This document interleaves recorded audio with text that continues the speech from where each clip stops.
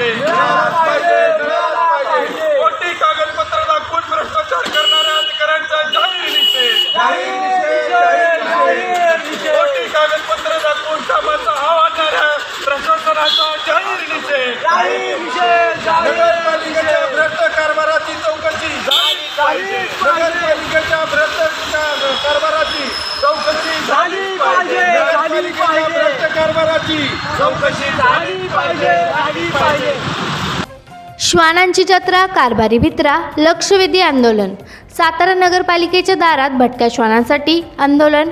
मुख्याधिकारी जागे व्हा, भ्रष्टाचारावरती कारवाई करा. शहरातील वाढत्या भटक्या श्वानांची संख्या आणि या संदर्भात करण्यात आलेली निर्विजन प्रक्रिया यामध्ये भ्रष्टाचार झाल्याचा आरोप करत संबंधितांवरती कडक कारवाई करा असा इशारा यावेळी बोलताना गणेश वाघमारे यांनी दिलेला आहे. या भ्रष्टाचारासंदर्भात लक्षवेधी आंदोलन. सातारा पालिकेच्या दारात आज सातारकरांचे लक्ष वेधत होते. यामध्ये भटक्या श्वानांचे मुखवटे परिधान करून आंदोलन करण्यात आले. दिनांक 8 नोव्हेंबर 2023 ला सातारा नगरपालिकेने एक टेंडर काढलं.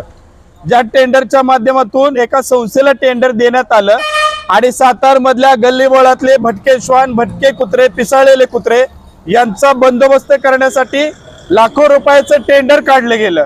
आज मागच्या 1 वर्षामध्ये आणि गणपती महोत्सवाच्या काळात जर आपण पाहिलं तर कित्येक नागरिकांना, शेकडो नागरिकांना भटक्या कुत्र्यांनी जखमी केलेले, चावे घेतलेले आहेत. त्या नागरिकांची जबाबदारी नेमकी कोण घेणार? या प्रशासनाचे अधिकारी ढिम्म पद्धतीनं काम करत आहेत. कृतीशून्य अधिकाऱ्यांना खुर्च्यांवरती बसून फक्त काय खुर्च्या गरम करायला बसवले का? ज्या संस्थेला मागच्या 1 वर्षभरापूर्वी टेंडर दिलं, इथला भटका श्वान, भटकी कुत्री, पिसाळलेली कुत्र्यांचा बंदोबस्त करण्यासाठी, निर्बीजीकरण करण्यासाठी त्या संस्थेनं काहीच काम केलं नाही असं नगरपालिकेची एकूण सगळी कागदपत्र, नोटिसा बघितल्यानंतर आम्हाला लक्षात आलं. याबाबत आम्ही 25 सप्टेंबर 2024 ला नगरपालिकेच्या अधिकाऱ्यांना निवेदन दिलं की संबंधित अधिकारी आणि संस्थेवरती तत्काळ कारवाई करा आणि सातारकरांच्या आरोग्याचा जो प्रश्न निर्माण झालाय त्याच्यावरती तत्काळ तुम्ही गांभीर्यानं लक्ष देऊन कामाला सुरुवात करा.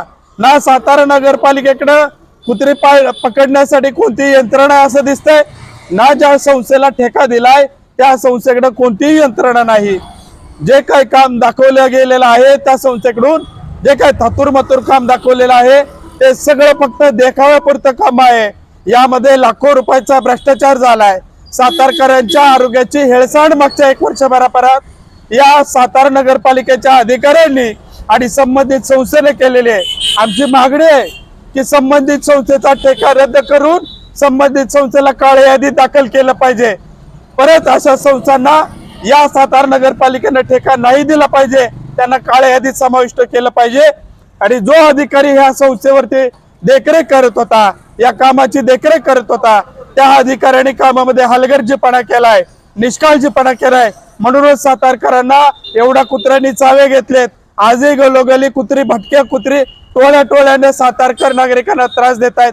त्यामुळे अशा अधिकाऱ्यांचं तत्काळ निलंबन झालं पाहिजे अशी आमची मागणी आहे. आणि जर आजच्या आज ही मागणी आमची पूर्ण झाली नाही, कारण ऑलरेडी आम्ही 8 दिवस सातारा नगरपालिकेला दिलेत, आज जर ही मागणी पूर्ण झाली नाही तर आम्ही पुढील काळामध्ये जिल्हाधिकारी कार्यालयासमोर बेमुदत उपोषणाला बसणार आहे. आणि त्यामध्ये कायदा सुव्यवस्थेचा प्रश्न निर्माण झाला तर त्याला सर्वस्वी सातारा मुख्याधिकारी, प्रशासक आणि अधिकारी जबाबदार असतील. यामध्ये भ्रष्टाचार झालाय, तो अधिकारी आणि संस्था यांच्या संगनमताने भ्रष्टाचार झालाय, याची पोलखोल करणारं आजचं आंदोलन आहे. सातारचे गल्लीबोळातले कुत्रे त्यांना तरी न्याय देणार का हे सातारा प्रशासन, सातारा नगरपालिका प्रशासन? का फक्त कुत्र्यांच्या नावानं काढलेले टेंडर मध्ये हे फक्त मलई खाण्याचं काम करणार आहेत? असा या सगळ्या एकूण प्रकरणाची जर आपण माहिती घेतली तर मोठा लाखो रुपयाचा भ्रष्टाचार झालेला आपल्याला दिसून येतो. त्यामुळे या प्रशासनाचा, अधिकाऱ्यांचा आणि संबंधित संस्थेचा जाहीर निषेध सातारकर म्हणून आम्ही सगळेच करतोय आणि सर्व सातारकरांनी अशा आंदोलनामध्ये सहभागी व्हावं एक विनंती करतोय.